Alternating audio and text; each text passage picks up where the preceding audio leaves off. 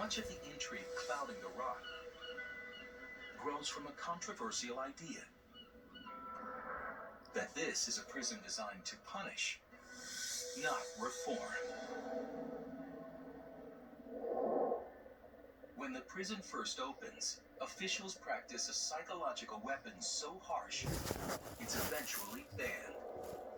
It was called the silence policy. And the inner workings were is that inmates were not allowed to talk with their neighbor. They were not allowed to basically talk amongst themselves while standing in formation going to the mess hall. The mind-numbing regimen drives some to acts of desperation. Secret reports leaked from the island reveal disturbing details about inmate number 284, Ruth Percival.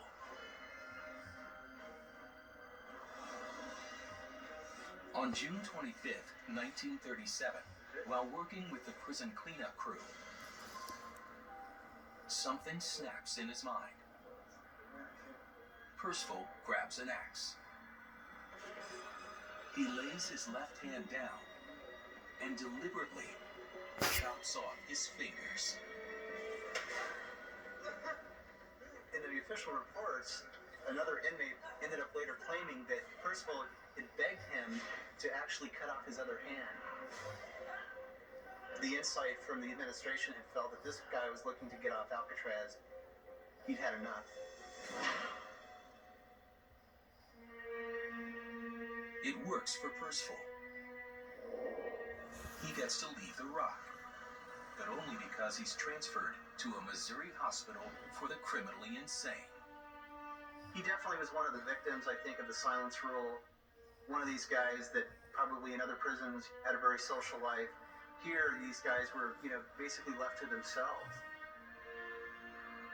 Percival's breakdown leads officials to rescind the silence rule. This speaks to an Alcatraz secret.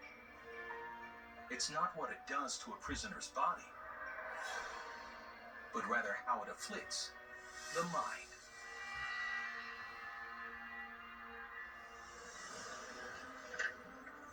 Robert Luke, inmate number 1118, convicted of armed bank robbery, serves 5 years at Alcatraz.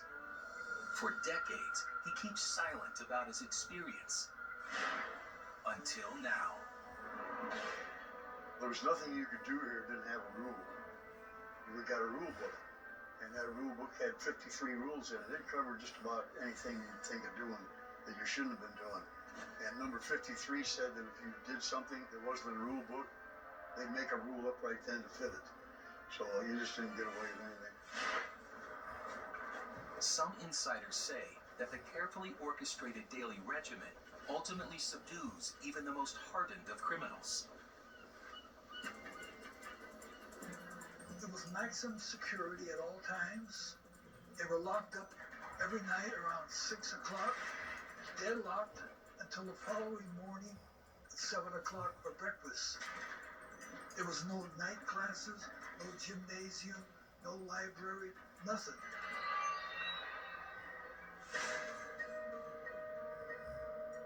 Another secretive prison punishment tool, extreme social isolation. Prisoners have no access to newspapers or radio. All books and letters coming in and going out are screened and censored. Inmates only receive family visitations for 1 hour, once a month. Every day, exactly the same thing, exactly the same time. So after about a year of that, you just kind of go dead inside. I got what in the Army during combat, they call it the 1,000-yard stare. And you'd see bug shots of anybody that was in here, and that's what they have. And it's kind of a dead inside. There's nothing really to keep you alive.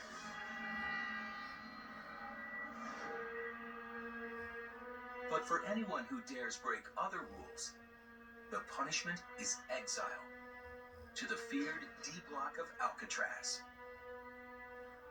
D-Block means total isolation from everyone, no talking allowed, and only 1 hour outside once a month. Inmate Robert Luke spends 5 months in a segregation cell on D block. When you stay in your cell, you're in there 23 hours a day. And no privileges, no tobacco. So it started working on me. And I get frustrated and my temper goes. And I want to start cleaning up on some